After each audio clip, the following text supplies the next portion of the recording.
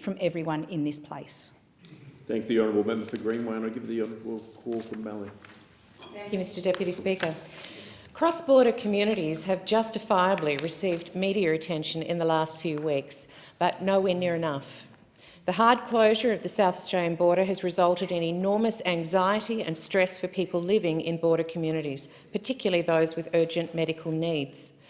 The South Australian health exemption system lacks transparency and accountability and is resulting in enormous grief for those who are exposed to it.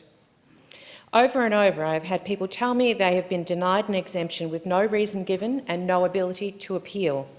There appears to be no empathy shown for those who are living with life-threatening diseases such as cancer. To be given a diagnosis of a terminal or life-threatening illness is confronting for any of us, but to then be denied ongoing treatment and access to life-saving drugs is unthinkable in Australia. Individuals continue to come to me asking for help. Take Sally from Kaniva, who sadly has terminal cancer.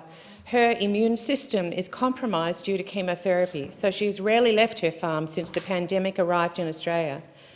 I have talked with Marcia from Underbull, who is a young woman with cancer, also denied an exemption to continue her chemotherapy at the Royal Adelaide Hospital.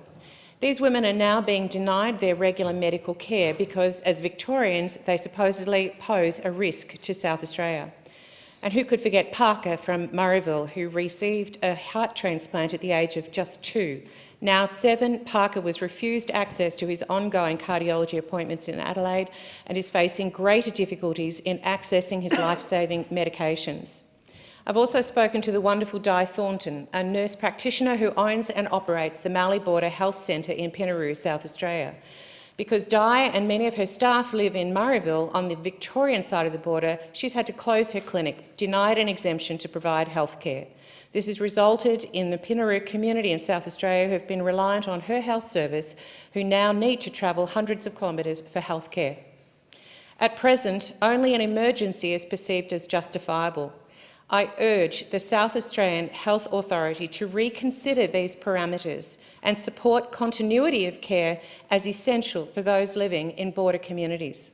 In just over 1 week, 30 people with urgent medical needs contacted my office asking for help because they have been declined a permit. Many more people have told me how the border closures will decimate their business and their community. These restrictions are un-Australian and unacceptable. There has been an exponential rise in anxiety in communities along the Victorian-South Australian border. I call on Premier Stephen Marshall and the Minister for Health, Stephen Wade, to see reason and to develop an urgent solution for this national crisis.